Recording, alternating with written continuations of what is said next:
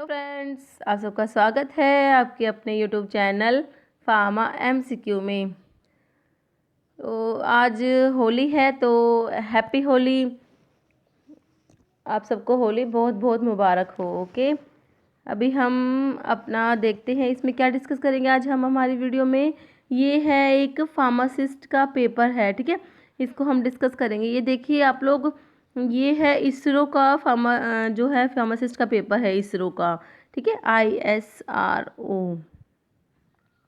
तो इसमें देखिए कितने क्वेश्चंस हैं, और ये जो पेपर है ये हुआ था 10 दिसंबर का 2017 का पेपर है ये। और इसमें है टोटल 80 क्वेश्चंस हैं, ठीक है। इसमें सिर्फ फार्मेसी के ही क्वेश्चंस दिए हुए हैं, बाकी जनरल वगैरह कुछ क्वेश्चन नहीं है। 80 क्वेश्चंस है फार्मेसी के ही है, और इतने हार्ड भी क्वेश्चन नहीं है, इजी इजी से क्वेश्चंस हैं। और ये देखिए 2 आवर्स इसमें टाइम है, 2 घंटे का टाइम मिला था इसमें। और इसमें जो है एक क्वेश्चन है वो 4 मार्क्स का है। देखिए मैक्सिमम मार्क्स लिखा है 320, ठीक है, 320 मार्क्स का ये एग्ज़ाम है। तो ये 10 दिसंबर 2017 का पेपर है। तो आज हम क्या करेंगे, इसको डिस्कस करेंगे। ओके, इसमें टोटल 80 क्वेश्चंस हैं, तो आज हम इसके 40 क्वेश्चंस डिस्कस कर लेते हैं। बाकी के 40 क्वेश्चंस हैं, फिर हम इसका सेकंड पार्ट बना देंगे, नेक्स्ट वीडियो में डिस्कस कर लेंगे। ओके, तो आप लोगों के कमेंट्स आ रहे थे मैम UPRVUNL का जो पेपर है उसकी तैयारी कराइए, ठीक है। तो जो मैंने जो MCQs हैं, बहुत सारे MCQs की वीडियो आप लोगों को पता है अपलोडेड है चैनल पे।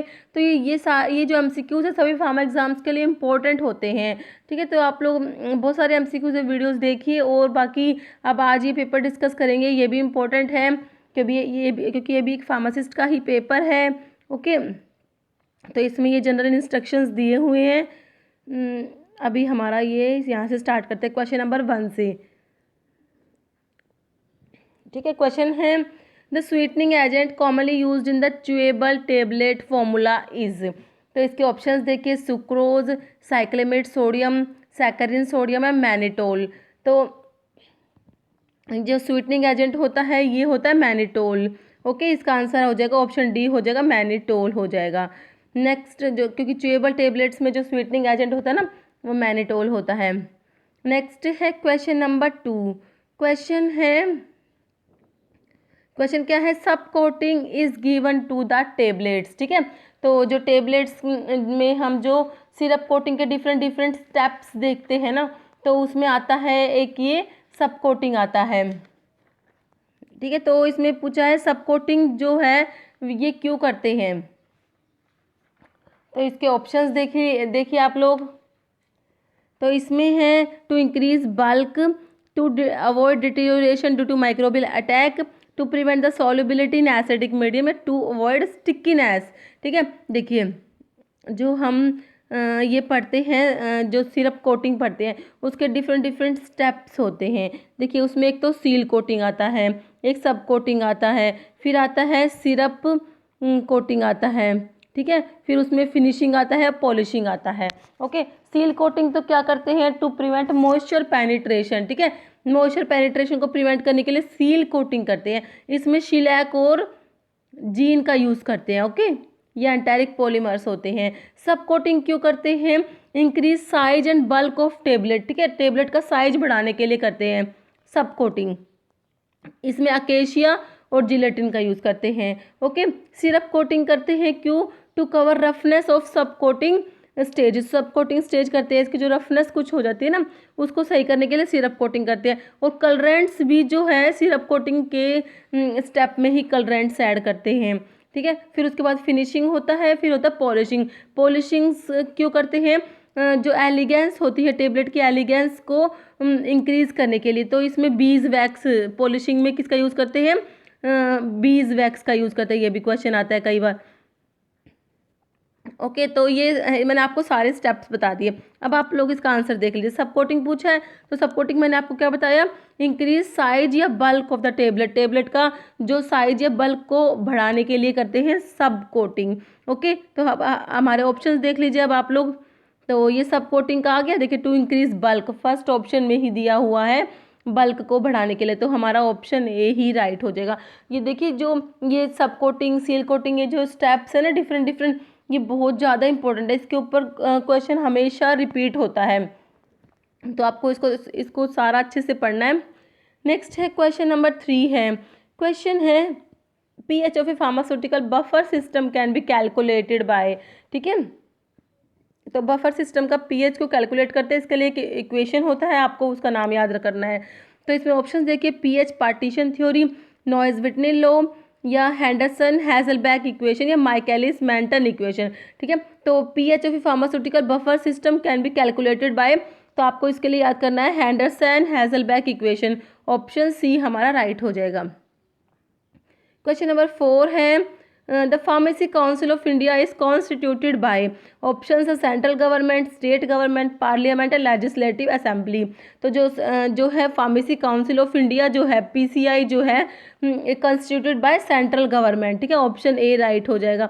तो इसको अच्छे से आपको एक्सप्लेनेशन के साथ देखना है। तो जूरिस्प्रूडेंस का मैंने वीडियो बनाया हुआ है, ठीक है, उसमें सारा जूरिस्प्रूडेंस को अच्छे से एक्सप्लेन किया हुआ है। ठीक है, आप वहाँ से देख लेना, उसको आपको सारा एक्सप्लेनेशन मिल जाएगा।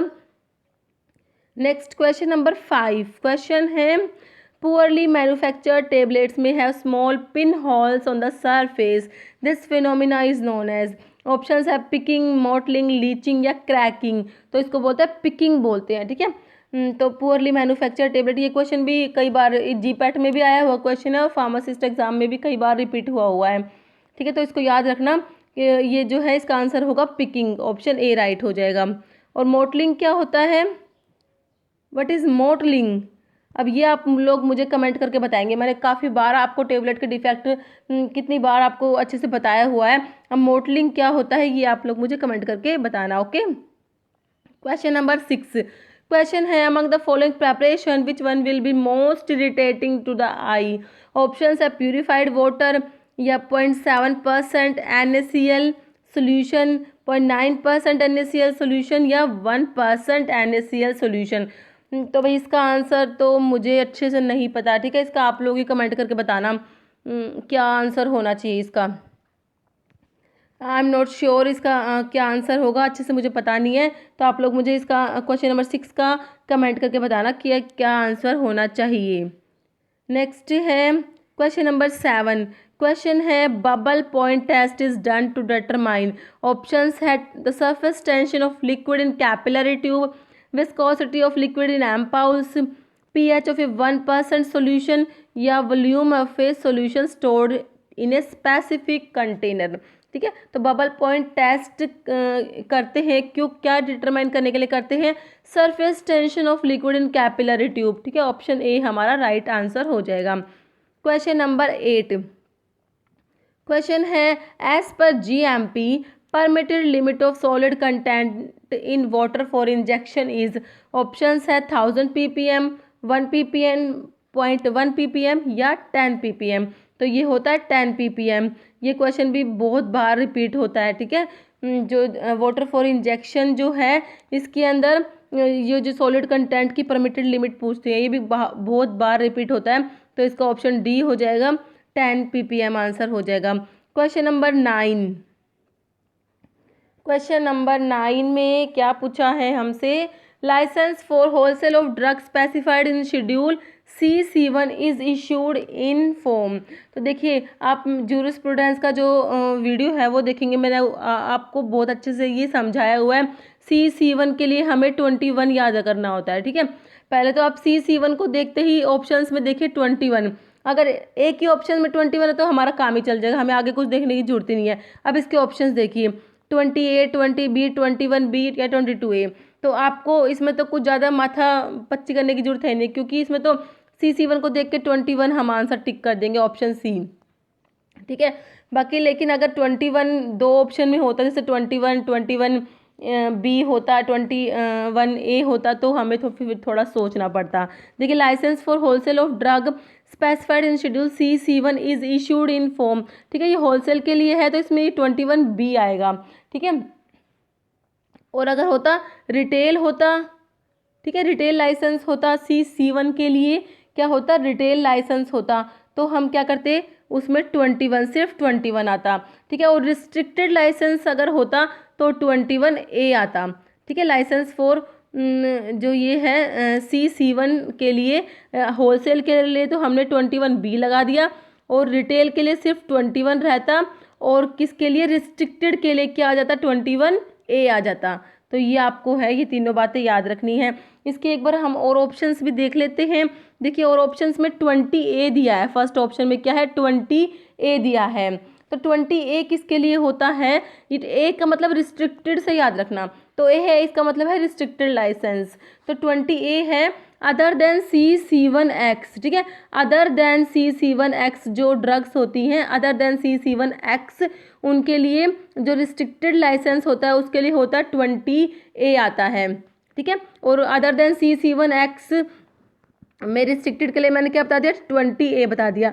अब इसमें है 20B, तो 20B है वो भी इसी के लिए है, अदर देन C1X में जो होलसेल वाली ड्रग्स होंगी ना, होलसेल के लिए 20B आ जाएगा। ओके, तो ये है, आप थोड़ा सा याद रखना। और जो मेरा जूरिस्प्रूडेंस का वीडियो बनाया हुआ है उसमें है ऐसे करके टॉप 65 क्वेश्चंस इन जूरिस्प्रूडेंस, तो उसमें आपको ये सारा अच्छे से भी एक्सप्लेन करके मिल जाएगा। नेक्स्ट है क्वेश्चन नंबर 10। क्वेश्चन है in capsule Rotofil is used for filling, ठीक है। तो जो कैप्सूल्स होते हैं उसमें जो रोटोफिल ये मशीन है, ये किसके लिए होती है, क्या फिल करने के लिए।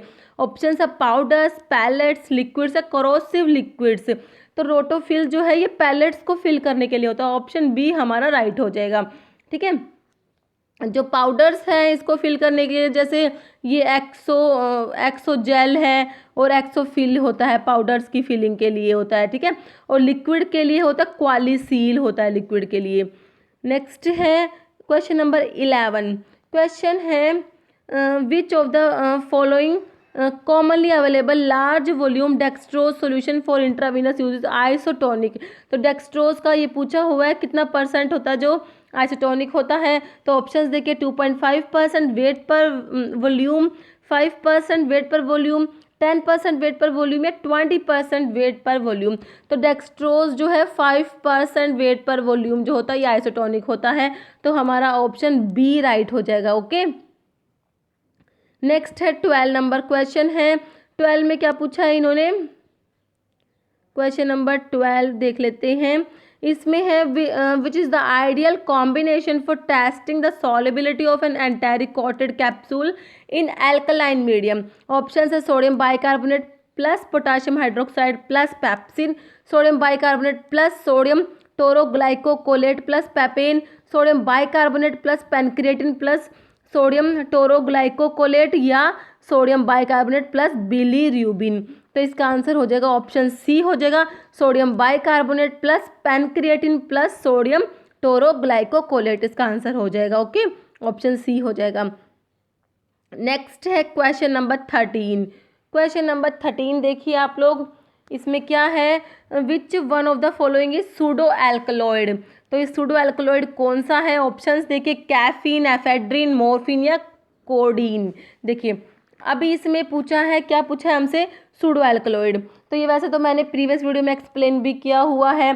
जो एल्कलॉइड्स होते हैं ये ट्रू एल्कलॉइड्स होते हैं, ठीक है। एक होते हैं सूडो एल्कलॉइड्स होते हैं, एक होते हैं एमिनो एल्कलॉइड्स जिन्हें हम प्रोटो एल्कलॉइड्स भी कहते हैं, ठीक है। ट्रू एल्कलॉइड्स में क्या होता है, नाइट्रोजन होता है, हेट्रोसाइक्लिक रिंग के अंदर प्रेजेंट होता है, प्लस ये डिराइव होते हैं अमीनो एसिड से, जो ट्रू एल्कलॉइड्स होते हैं। और सूडो एल्कलॉइड्स जो होते हैं ये जो होते हैं एमिनो एसिड से डिराइव नहीं होते, और नाइट्रोजन जो होता है इनमें साइड चेन में प्रेजेंट होता है। और एमिनो एल्कलॉइड या प्रोटो एल्कलॉइड्स क्या होते हैं, इनमें जो होता है इनमें नाइट्रोजन प्रेजेंट होता है but not in the ring, ring में प्रेजेंट नहीं होता, और ये जो है अमीनो एसिड से डिराइव भी होते हैं, ठीक है। ये मैंने वैसे अच्छे से लिख के ना इस अच्छे से एक्सप्लेन किया हुआ है प्रीवियस वीडियो में, आप लोगों ने देखा होगा। तो बस अब आपको समझ आ गया। अब देखिए ट्रू एल्कलॉइड्स तो सारे ही होते हैं जो भी, जैसे अब इसमें मॉर्फिन कोडीन है, ठीक है। ये क्या हो जाएगा, मॉर्फिन कोडीन किस में आ जाएंगे, ट्रू एल्कलॉइड्स में आ जाएंगे। तो 2 ऑप्शन तो हमारे कट गए, ठीक है। एफेड्रिन जो होता है ये अमीनो एल्कलॉइड में आता है। ओके, एफेड्रिन किस में आता है, एमिनो एल्कलॉइड्स में आता है। तो सूडो एल्कलॉइड्स में आते हैं कौन से, ये प्यूरिन वाले जो एल्कलॉइड्स होते हैं ना, जिनमें प्यूरिन जैसे कैफीन है, तो कैफीन हमारा किस में आ जाएगा, सूडो एल्कलॉइड्स में आ जाएगा। ओके, तो इसका आंसर हो जाएगा ऑप्शन ए हो जाएगा कैफीन। नेक्स्ट क्वेश्चन पे चलते हैं, क्वेश्चन नंबर 14। क्वेश्चन है which vitamin contain steroidal structure. तो कौन सा विटामिन है जिसके अंदर क्या प्रेजेंट होता है, स्टेरॉयडल स्ट्रक्चर, मतलब स्टेरॉयडल रिंग प्रेजेंट होता है। ठीक है, स्टेरॉयडल रिंग कौन सा होता है, साइक्लोपेंटेनो पर हाइड्रोफिनेंथ्रीन न्यूक्लियस जो होता है ना, आपको पता होगा क्या होता है। देखिए ये साइक्लोपेंटेनो, ये होता है, फिनेंथ्रीन बना दिया, ये एक पेंटेन रिंग बना दीजिए, ये होता है साइक्लोपेंटेनो पर हाइड्रोफिनेंथ्रीन न्यूक्लियस।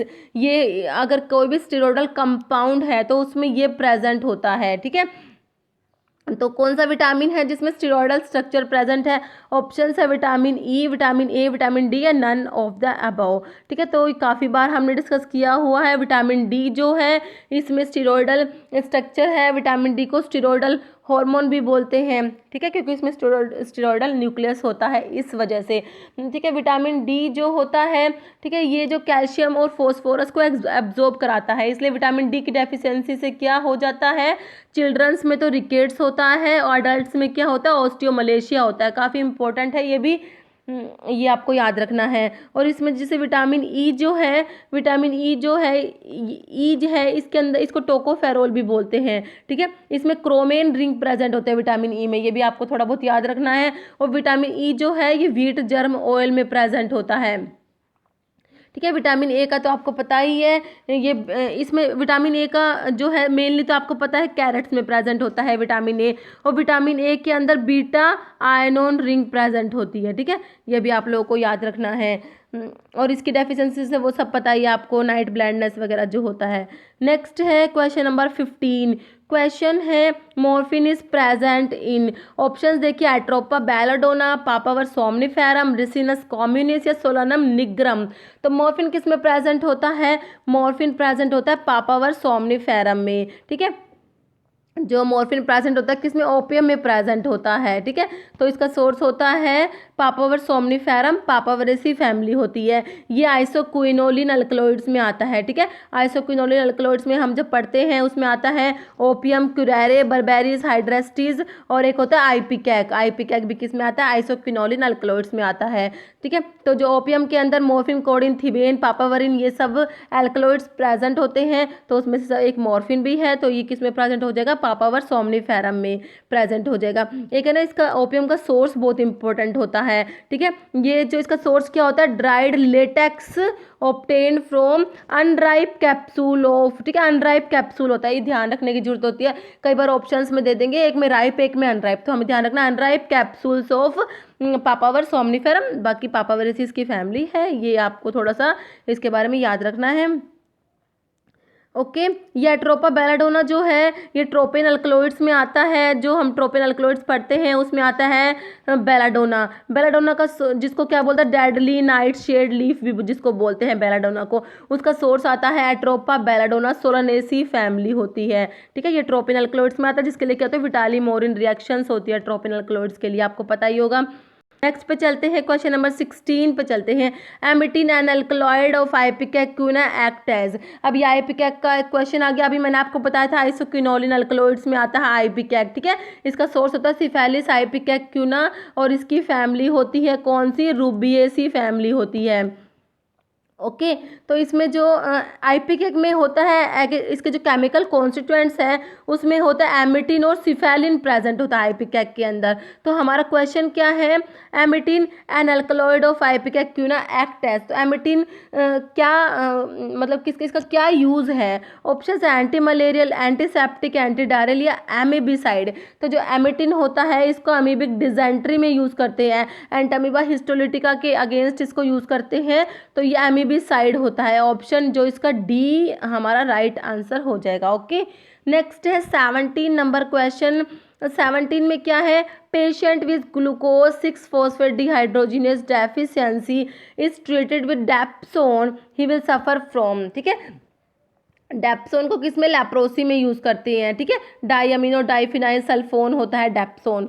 ये तो चलो हम आगे क्वेश्चन आएगा उसमें देखेंगे। तो देखिए जो ग्लूकोज 6 फॉस्फेट डिहाइड्रोजिनेज की जिनको डेफिशिएंसी होती है उनको जैसे अगर डेप्सोन देते हैं तो उनको क्या होता है, ऑप्शन देखिए, haemolytic anaemia, pernicious anaemia, diarrhoea, none of the above. तो इसमें होता है हीमोलिटिक एनीमिया होता है। हीमोलिटिक एनीमिया मतलब आरबीसीज जो होती है वो डिस्ट्रॉय हो जाती है, ठीक है। उसकी वजह से जो एनीमिया होता है वो होता है हीमोलिटिक एनीमिया। और परनीशियस एनीमिया क्या होता है, इंट्रिंसिक फैक्टर की डेफिशिएंसी जो एनीमिया होता है वो होता है परनीशियस एनीमिया, ठीक है। इंट्रिंसिक फैक्टर क्या करता है, विटामिन B12 के एब्जॉर्प्शन में हेल्प करता है। तो इंट्रिंसिक फैक्टर की डेफिशिएंसी होगी तो विटामिन B12 एब्जॉर्ब नहीं हो पाएगा, इसकी वजह से क्या हो जाता है, फिर एनीमिया हो जाता है। ये होता है परनीशियस एनीमिया।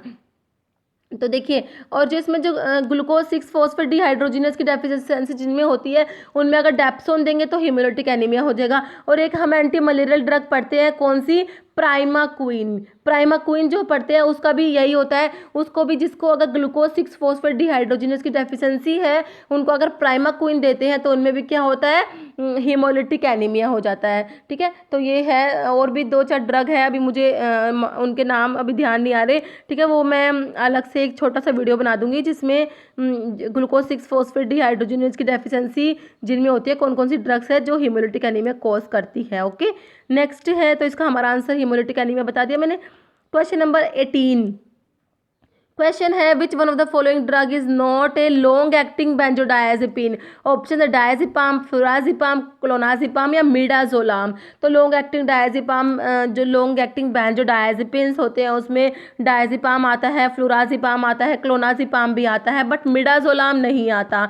तो हमारा आंसर हो जाएगा मिडाजोलाम हो जाएगा, ऑप्शन डी राइट हो जाएगा। ओके, क्वेश्चन नंबर 20 क्वेश्चन है, which antibiotic is used for the treatment of both tuberculosis as well as leprosy. ठीक है, ट्यूबरकुलोसिस और लेप्रोसी दोनों में यूज कौन सी एंटीबायोटिक है जो यूज करते हैं। देखिए ऑप्शंस देखिए, आइसोनियाजिड, रिफाम्पिसिन, क्लोफाजिमिन या इथियोनामाइड। तो देखिए आइसोनियाजिड ये first line anti tubercular drug में आती है ना, जो first line anti tubercular drugs हम पढ़ते हैं उसमें आइसोनियाजिड आती है, रिफाम्पिसिन आती है, ठीक है, इसमें इथेम्ब्यूटोल आती है, स्ट्रिप्टोमाइसिन आती है, पायराजिनामाइड आती है, ये तो सब आपको पता ही होगा। तो इसमें है बोथ ट्यूबरकुलोसिस और लेप्रोसिस दोनों में यूज़ करते हैं। देखिए एक तो रिफाम्पिसिन है, एक इथियोनामाइड होती है, ये दोनों ड्रग ऐसी होती है जिनको tuberculosis as well as leprosy दोनों में यूज करते हैं। ठीक है, तो वैसे ऑप्शंस ये दोनों हैं, लेकिन हमारा क्वेश्चन अच्छे से पढ़िए, विच एंटीबायोटिक, हमसे एंटीबायोटिक पूछा है, तो एंटीबायोटिक कौन से, रिफाम्पिसिन है। ठीक है, तो ऑप्शन बी जो है इसका राइट आंसर हो जाएगा। रिफाम्पिसिन ऐसी एंटीबायोटिक है जिसको ट्यूबरकुलोसिस और लेप्रोसी दोनों में यूज करते हैं। ठीक है, अगर एंटीबायोटिक नहीं होता ना, इसमें एंटीबायोटिक नहीं पूछते विच ड्रग, तो इसमें इथियोनामाइड को भी यूज करते हैं लेप्रोसी और ट्यूबरकुलोसिस दोनों में।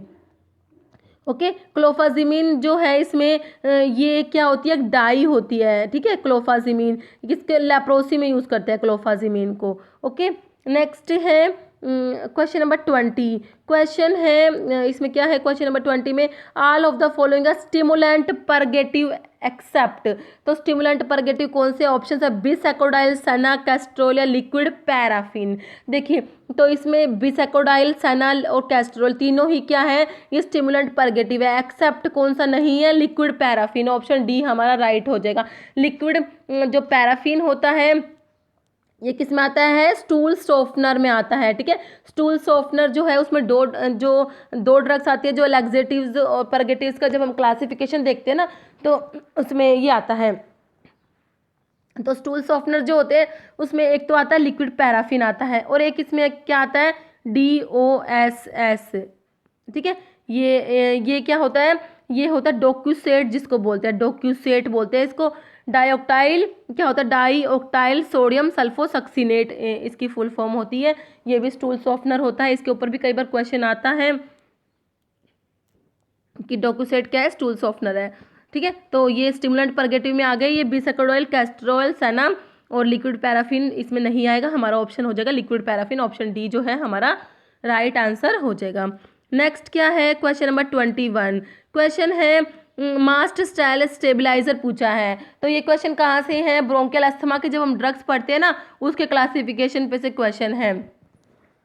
इस पेपर में क्वेश्चन बड़े आसान आए हुए हैं, ठीक है, सीधे ना क्लासिफिकेशन से ही क्वेश्चन उठा के दिए हुए हैं, ठीक है। तो क्लासिफिकेशन का मैंने ना एक वीडियो अपलोड किया हुआ है, ठीक है, उसमें सारा क्लासिफिकेशन एक ही वीडियो में है। तो इस टाइप के अगर आपके इस टाइप के पेपर्स होते हैं ना, तो आप क्लासिफिकेशन का वो वीडियो अगर अच्छे से देख लेंगे ना, तो आपके मोस्ट ऑफ द क्वेश्चन तो मतलब मोस्टली क्वेश्चन तो ऐसे ठीक हो जाने हैं, अगर आपने वो क्लासिफिकेशन पूरी अच्छे से याद कर ली तो, ठीक है। तो इसमें मास्ट सेल स्टेबलाइजर में देखिए ऑप्शन है साल्ब्यूटामोल, थियोफाइलिन, सोडियम क्रोमोग्लाइकेट या एट्रोपिन। तो मास्ट सेल स्टेबलाइजर में दो ड्रग्स आती हैं, सोडियम क्रोमोग्लाइकेट आता है, किटोटिफन आता है, ओके, ये दो ड्रग आती है मास्ट सेल स्टेबलाइजर में, ठीक है।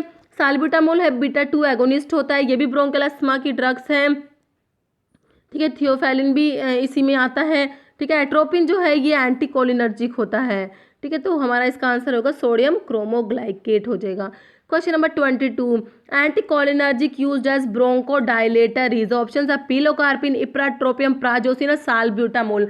अब देखिए ये भी वहीं से क्वेश्चन है, जो ब्रोंकियल अस्थमा में जो हम ड्रग्स पढ़ते हैं उसमें एक कैटेगरी आती है जो ब्रोंकोडायलेटर्स है ना, उसमें जो कौन कौन से एंटीकोलिनर्जिक्स है जो हम एज अ ब्रोंकोडायलेटर यूज़ करते हैं। तो उसमें दो ड्रग्स पढ़ते हैं, इप्राट्रोपियम ब्रोमाइड और टायोट्रोपियम ब्रोमाइड पढ़ते हैं हम, दो ड्रग्स आती है उसमें कौन कौन सी, इप्राट्रोपियम ब्रोमाइड और टायोट्रोपियम ब्रोमाइड आती है। तो ऑप्शंस में हो जाएगा इप्राट्रोपियम, हमारा ऑप्शन बी राइट हो जाएगा, ओके। जो पिलोकार्पिन है ये क्या होता है, कोलिनोमिमेटिक एल्कलॉइड होता है, ठीक है, इसको ग्लूकोमा में यूज़ करते हैं, ये भी क्वेश्चन आता है कई बार, ठीक है। तो इसमें ये और जो प्राजोसिन क्या है, प्राजोसिन, टीराजोसिन, डोक्साजोसिन, टैम्सुलोसिन, ये सारी जो जोसिन वाली ड्रग्स होती हैं ये होती है अल्फा 1 ब्लोकर्स होती है, ठीक है, अल्फा 1 एंटागनिस्ट होती है, अल्फा 1 ब्लोकर्स होती हैं, प्राजोसिन, टीराजोसिन, डोक्साजोसिन, टैम्सुलोसिन, ये सब ड्रग्स आती हैं, ठीक है। और जो साल्ब्यूटामोल तो आपको पता ही है बीटा 2 एगोनिस्ट होता है, ब्रोंकोडायलेटर होता है, ड्रग ऑफ चॉइस होती है अस्थमा में, ठीक है। इसकी साइड इफेक्ट है मसल ट्रेमर्स है साल्ब्यूटामोल के, कई बार क्वेश्चन आता है, साल्ब्यूटामोल बहुत ही इंपॉर्टेंट ड्रग है। इसके साइड इफेक्ट जो है इसमें मसल ट्रेमर्स आता है, रेस्टलेसनेस आता है, नर्वसनेस आता है, पाल्पिटेशन है, एंकल एडिमा है, ठीक है, ये सब है जो इसके एडवर्स इफेक्ट है। तो ये भी इम्पोर्टेंट है, कई बार इसके ऊपर क्वेश्चन आता है। नेक्स्ट है 23 नंबर क्वेश्चन पे क्या है, क्वेश्चन है म्यूकोलाइट्स आर, ऑप्शन है ब्रोम हेक्सिन, कार्बोसिस्टीन, स्टाइलसिस्टीन या ऑल ऑफ द अबव। तो म्यूकोलाइट्स में ठीक है जो एक्सपेक्टोरेंट्स और जो हम पढ़ते हैं ना उसके क्लासिफिकेशन में से एक क्वेश्चन है। तो म्यूकोलाइट्स में 4 ड्रग्स पढ़ते हैं हम, एक तो ब्रोम हेक्सिन, कार्बोसिस्टीन और एक होता है एम्ब्रोक्सोल होता है, एम्ब्रोक्सोल, ठीक है, और एक होता है स्टाइलसिस्टीन। तो इसमें ये ऑप्शन डी हो जाएगा ऑल ऑफ द अबव। तो ये सारी की सारी म्यूकोलाइट्स में आती हैं, ओके, ऑप्शन डी हो जाएगा। एक एम्ब्रोक्सोल हो रहा है वो याद कर लेना। क्वेश्चन नंबर 24 देखिए, all except are antibiotics obtained from fungi. Option देखिए पेनिसिलिन, ग्रीसियोफल्विन, सिफेलोस्पोरिन या बेसिट्रासिन, ठीक है। तो इसमें क्या पूछा है, और सारी की सारी ही किससे, फंजाई से ऑब्टेन होती है, एक को छोड़ के, किसको छोड़ के, तो बेसिट्रासिन को छोड़ के, आंसर हो जाएगा बेसिट्रासिन। बेसिट्रासिन जो है ये एक बैक्टीरिया बैसिलस सबटिलिस से ऑब्टेन होती है, ओके, बैसिलस सबटिलिस से। तो बाकी की ड्रग्स है पेनिसिलिन, सिफेलोस्पोरिन, ग्रीसियोफल्विन, ये सब किससे ऑब्टेन होती है, ये होती है फंजाई से ऑब्टेन होती है। ग्रीसियोफल्विन क्या है, ये एंटी फंगल ड्रग्स होती है। तो ये पेनिसिलियम ग्रीसियोफल्वन जो फंगस है उससे ऑब्टेन होती है, ठीक है। पेनिसिलिन का आपको पता ही है, पेनिसिलियम नोटेटम जो पहले ऑब्टेन होती थी, बट जो प्रेजेंट सोर्स है वो है पेनिसिलियम क्राइसोजीनम है, ओके। तो ये सब है फंजाई से ऑब्टेन होती है। नेक्स्ट है क्वेश्चन नंबर 25। क्वेश्चन नंबर 25 में some bacteria develop drug resistance very rapidly except, option staphylococci, coliforms, streptococcus pyogenes या ट्यूबरकल बैसिलाई। तो ये ऑप्शन सी हो जाएगा, स्ट्रिप्टोकोकस पायरोजेंस को छोड़ के सारे के सारे बहुत जल्दी से क्या हो जाते हैं, रेजिस्टेंस हो जाते हैं। Some bacteria develop drug resistance, ठीक है, तो किसको छोड़ के, ये स्ट्रिप्टोकोकस पायरोजेंस हो जाएगा। क्वेश्चन नंबर 26 है, 26 में क्या है, क्लावुलानिक एसिड और sulbactam is used in combination with amoxicillin against haemophilus influenza ये है इन्फ्लुएंजा बिकॉज, देखिए जो क्लेवुलैनिक एसिड और सल्बैक्टम क्या होते हैं, बीटा लैक्टमेज इनिबिटर्स होते हैं। ओके, क्या होते हैं, बीटा लैक्टमेज इनिबिटर्स होते हैं। तो इनको क्या करते हैं, जो पेनिसिलिन्स होती है उनके साथ इनको देते हैं बीटा लैक्टमेज इनिबिटर को, क्योंकि जो बीटा लैक्टमेज एंजाइम जो होता है ये क्या करता है, पेनिसिलिन जो है इसके अंदर बीटा लैक्टम रिंग होती है उसको ओपन कर देता है, उसको इनएक्टिवेट कर देता है। इसीलिए क्या करते हैं, इनके साथ बीटा लैक्टमेज इनिबिटर्स देते हैं। अमोक्सिसिलिन क्या होती है, ये भी एक टाइप की पेनिसिलिन है, ठीक है, तो इसके साथ देते हैं ये। तो ये कह रहे क्यों देते हैं, बस हमें पता लग गया क्यों देते हैं, क्योंकि बीटा लैक्टमेज इनिबिटर है इसलिए देते हैं। बीटा लैक्टमेज को इनिबिट कर देगा, जो एच इन्फ्लुएंजा है, हीमोफिलिस इन्फ्लुएंजा है, ये बीटा लैक्टमेज प्रोड्यूस करेगा। तो उस बीटा लैक्टमेज को अगर उसको इनिबिट कराना है तो इसलिए हम क्या देते हैं, साथ में बीटा लैक्टमेज इनिबिटर्स देते हैं। तो इसके एग्जाम्पल कई बार ना सीधा क्वेश्चन पूछता है बीटा लैक्टमेज इनिबिटर कौन कौन से हैं, तो ये नाम याद कर लेना अच्छे से, क्लेवुलैनिक एसिड, साल्बैक्टम और टैजोबैक्टम। ओके, क्लेवुलैनिक एसिड, साल्बैक्टम और टैजोबैक्टम, ये क्या होते हैं, बीटा लैक्टमेज इनिबिटर्स होते हैं। अच्छा, इसके ऑप्शंस तो हमने देखे ही नहीं, इसके ऑप्शंस देखिए, clavulanic acid inhibits beta lactamase produced by H influenza, clavulanic acid is acid resistance antibiotic, तो कुछ ये क्लेवुलैनिक एसिड है ही नहीं, एसिड रेजिस्टेंस एंटीबायोटिक तो है ही नहीं। Clavulanic acid is very susceptible to H influenza या नन ऑफ द अबव। तो इसका आंसर क्या हो जाएगा हमारा, ऑप्शन ए हो जाएगा, clavulanic acid inhibit beta lactamase produced by H influenza. तो आपको ये ध्यान से देखना है क्या होता है, ये बीटा लैक्टमेज इनिबिटर होता है, लैक्टमेज। कई बार पता है कि एग्जाम में क्या करते हैं, कंफ्यूज करने के लिए एक वो क्वेश्चन पेपर था, देखो मुझे अभी लेटेस्ट ही था, किसका था याद नहीं आ रहा बिल्कुल भी। देखिए उसमें क्या था, ऐसे लिखा होता क्लेवुलैनिक एसिड इज, ऑप्शंस देखिए क्या थे, बीटा लैक्टम इनिबिटर था एक, तो beta lactam inhibitor, beta lactamase inhibitor. अब स्टूडेंट्स को कंफ्यूज करने के लिए दे दिया, बीटा लैक्टम भी दे दिया, बीटा लैक्टमेज भी दे दिया। तो पर आपको अच्छे से, अगर आपने अच्छे से पढ़ा हुआ है तो आप कर पाएंगे कि ये बीटा लैक्टमेज जो एंजाइम होता है उसको इनिबिट करता है, तो क्या बीटा लैक्टमेज इनिबिटर है। ओके, तो वो शायद असम का फार्मासिस्ट का एग्ज़ाम का क्वेश्चन पेपर है, मैंने अभी इस पे चैनल पे वो डिस्कस भी किया हुआ है। हाँ, असम वाले में है ये क्वेश्चन शायद, ठीक है। क्वेश्चन नंबर 27 में क्या पूछा इन्होंने, second line anti tubercular drug is, तो ऑप्शन है स्ट्रिप्टोमाइसिन, कैप्रियोमाइसिन, इथेम्बुटोल और रिफाम्पिन। तो इसकी तो एक फेमस ट्रिक है, आप सभी को पता भी होगी, ठीक है, इसको RIPES से हम याद करते हैं। रिफाम्पिसिन, आइसोनियाजिड है, पायराजिनामाइड, इथेम्बुटोल और स्ट्रिप्टोमाइसिन। ये तो बिल्कुल इजी क्वेश्चन है, सभी को आता होगा। तो सेकंड लाइन पूछिए, अगर हमें फर्स्ट लाइन पता है तो सेकंड लाइन तो ऑटोमेटिक हो ही जाएगी। तो फर्स्ट लाइन में स्ट्रिप्टोमाइसिन, इथेम्बुटोल और रिफाम्पिसिन आ जाएगी। तो जो सेकंड लाइन में कौन सी आ गई, ये कैप्रियोमाइसिन आ गई, ठीक है। तो ये अगर आप सारी की सारी सेकंड लाइन याद करना चाहें तो आप लोग वो भी कर सकते हैं। कौन कौन सी आती है इसमें, एक तो आती है थायाएसिटाजोन आता है, पैरामिनोसैलिसिलिक एसिड आता है, एक इथियोनामाइड आती है, ठीक है, साइक्लोसीरीन आती है इसमें, एक आती है कैनामाइसिन आती है, एमिकैसिन आती है, कैप्रियोमाइसिन आती है, कैनामाइसिन, एमिकैसिन, कैप्रियोमाइसिन, ठीक है। और न्यूअर ड्रग्स भी हैं इसमें, ये सिप्रोफ्लोक्सासिन है, ओफ्लोक्सासिन है, क्लैरिथ्रोमाइसिन, एजिथ्रोमाइसिन और रिफाब्यूटिन। तो ये सब ड्रग्स है जो second line anti tubercular drugs में हम पढ़ते हैं, ठीक है। सिंपली क्लासिफिकेशन पे ही से ही क्वेश्चन है ये। Next 28 number question, all first line TB drugs are bactericidal except, ठीक है। जो first line anti tubercular drugs होती है उसमें से एक सब सारे की सारी बैक्टीरियोसाइडल है, एक बैक्टीरियोस्टैटिक है, वो हमें बतानी है। ऑप्शंस में आइसोनियाजिड है, इथेम्बुटोल, रिफाम्पिसिन या पायराजिनामाइड। तो इथेम्बुटोल है, ये बैक्टीरियोस्टैटिक होता है, ओके। बाकी की सारी क्या होती है, बैक्टीरियोसाइडल होती है। हमारा ऑप्शन सी हो जाएगा, इथेम्बुटोल। नेक्स्ट है 29 नंबर क्वेश्चन में क्या है, all the following except contain imidazole ring. ये एंटी फंगल एंटीबायोटिक्स जो हम पढ़ते हैं ना, एंटी फंगल में जो एजोल्स, एंटी फंगल का क्लासिफिकेशन में एजोल्स आती है, एजोल्स में एक आती है इमिडाजोल्स आती है, एक आती है ट्राइयाजोल्स आती है। ट्राइयाजोल्स में IVF से आपने याद कर रखा होगा, इट्राकोनाजोल, वोरिकोनाजोल, फ्लूकोनाजोल। इमिडाजोल्स में सारी ड्रग्स आती है, कौन कौन सी, क्लोट्रीमाजोल, इकोनाजोल, मीकोनाजोल, ऑक्सीकोनाजोल और कीटोकोनाजोल, ठीक है। ये क्लासिफिकेशन से अभी देखिए क्वेश्चन देखिए क्या है, all the following except contain imidazole ring. Options में क्लोट्रिमाजोल, इकोनाजोल, मिकोनाजोल, कीटोकोनाजोल। अब या तो इनसे मिस प्रिंटिंग हुई है, पता नहीं क्या दे दिया, क्योंकि सारी की सारी इमिडाजोल रिंग कंटेनिंग ड्रग्स है, सब में इमिडाजोल रिंग प्रेजेंट है। क्लोट्रिमाजोल में भी, मिकोनाजोल, इकोनाजोल, कीटोकोनाजोल। ठीक है, तो इस टाइप का अगर क्वेश्चन आता है तो हमें क्या करना होता है, मोस्ट अप्रोप्रिएट जो हमें आंसर लगता है वो हमें सेलेक्ट करना होता है।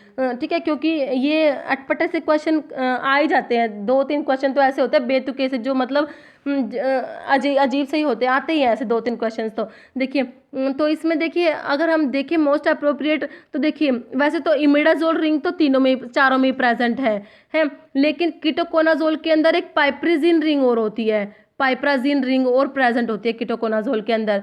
तो इस करके हम थोड़ा अगर देखें तो हमारा ये देख सकते हैं, हम ऑप्शन डी राइट मान सकते हैं। वैसे तो ये क्वेश्चन तो कुछ गलत ही ये मिसप्रिंटिंग ही है इसमें। ठीक है, तो क्वेश्चन नंबर 30 पे देखिए क्या है। 30 है, in congestive cardiac failure digital glycosides are used because it increase. ठीक है, तो जो डिजिटलिस ग्लाइकोसाइड्स होते हैं तो ये क्या इंक्रीज करते हैं? ऑप्शन है heart rate, force of myocardial contraction, या वीनस प्रेशर, या कार्डियक फीलिंग प्रेशर। तो डिजिटलिस ग्लाइकोसाइड्स होते हैं, ये क्या इंक्रीज करते हैं? ये फोर्स ऑफ मायोकार्डल कंट्रैक्शन को इंक्रीज करते हैं। ठीक है, तो इसको क्या बोलते हैं? जो फोर्स ऑफ कॉन्ट्रैक्शन जो हार्ट का इंक्रीज होता है उसको बोलते हैं आयनोट्रोपिक इफेक्ट। ठीक है, तो डिजिटलिस ग्लाइकोसाइड्स का पॉजिटिव आयनोट्रोपिक इफेक्ट होता है, और ये डिजिटलिस ग्लाइकोसाइड्स क्या करते हैं? हार्ट रेट को कम करते हैं, डिक्रीज करते हैं, तो इनका नेगेटिव क्रोनोट्रोपिक इफेक्ट होता है। तो ये क्वेश्चन भी बहुत बार आता है, कौन सी ऐसी ड्रग है जिनका पॉजिटिव तो है आयनोट्रोपिक इफेक्ट, नेगेटिव है क्रोनोट्रोपिक इफेक्ट। ओके, तो ये डिजिटलिस ग्लाइकोसाइड्स इसमें आते हैं। ओके, जिनका क्या होता है? जो फोर्स ऑफ कॉन्ट्रैक्शन को बढ़ाते हैं बट हार्ट रेट को कम करते हैं। बहुत ज़्यादा इंपॉर्टेंट क्वेश्चन है, काफ़ी बार एग्जाम में रिपीट होता है ये। तो इसका हमारा आंसर क्या आ जाएगा? ऑप्शन बी आ जाएगा। इसमें पूछा है क्या इंक्रीज करना है, तो फोर्स ऑफ मायोकार्डियल कंट्रैक्शन को इंक्रीज करते हैं, ऑप्शन बी राइट हो जाएगा।